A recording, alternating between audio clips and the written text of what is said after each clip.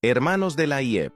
para la gran mayoría no es novedad que la máxima autoridad de la Iglesia, es decir, el superintendente, ha estado cuestionado por haber omitido información relevante para ocupar el más alto cargo de la Iglesia, escondiendo una situación particular respecto a una hija que tuvo fuera del matrimonio, así como otros hechos que afectan su honorabilidad, que cuentan además con declaraciones de testigos y pastores antiguos.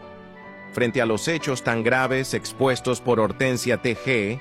quien denunció hace unos años atrás haber sostenido encuentros privados con el superintendente entre los años 1968 y 1971 aproximadamente, mientras él era casado de 19 años y ella una joven de 17 años. Y frente a la falta de investigación de la Iglesia respecto al caso, como hermanos, hemos revisado algunos puntos que merecen nuestra atención, por lo que acá exponemos el resumen de ellos y nuestra consecuente solicitud a los pastores por el bien de la Iglesia.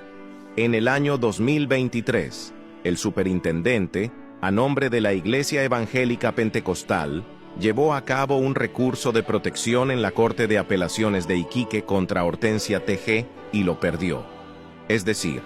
la Corte de Apelaciones de Iquique acogió la denuncia de la señora Hortensia,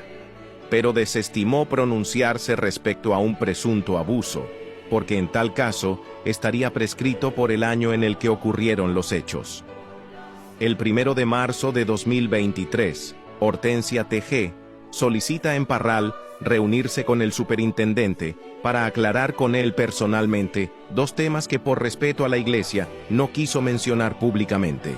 Frente a la negativa del superintendente de recibir a Hortensia, ella desapareció del país. Después de analizar las probables temáticas privadas que ella querría conversar con el superintendente como para ir a una reunión de pastores y solicitar tal audiencia, revisamos las fechas que se describen en su denuncia y encontramos que el nacimiento de su primera hija coincide con el año en el que ella declaró haber tenido encuentros íntimos con el superintendente, mientras éste era hermano casado en la Iglesia. Tal razón es sumamente grave, si además se analiza que el mismo año en el que nace su primera hija, ella se casa con un varón con el que el superintendente tiene problemas que solucionan entre ellos con un evento de violencia física, lo cual fue acreditado por testigos de la fecha. También acreditamos que el varón con el que se casa la señora Hortensia y padre de su primera hija, falleció hace pocos años atrás. Y esta es la razón por la que Hortensia recién habla de lo sucedido en los años pasados. Es decir, desde el 2022 en adelante, o sea por un tema de pudor como mujer y silencio guardado, debido al contexto de violencia sufrida que le tocó ver en la persona del superintendente y en la iglesia donde creció en San Bernardo. Esto anterior también se refuerza con un episodio de violencia vivido años más tarde en la iglesia de San Bernardo, mientras el actual superintendente y hermano, en esa ocasión, presidía una reunión del cuerpo de voluntarios, cuando por acusaciones contra su pastor, grupos de hermanos de ambos bandos se trenzaron a golpes dentro del templo IEP de San Bernardo, lo cual es uno de los hechos más bajos y tristes de la iglesia.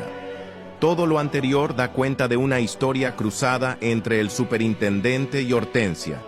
acreditada por una hija que nació el año en el que ambos sostenían encuentros, para lo cual existe un certificado de nacimiento de ella, que acredita tal realidad, así como su existencia al día de hoy, y que por motivos de privacidad se resguardará para que sea el superintendente quien por dignidad del cargo que ostenta, sea capaz de demostrar a la Iglesia, a través de un test de ADN, su paternidad,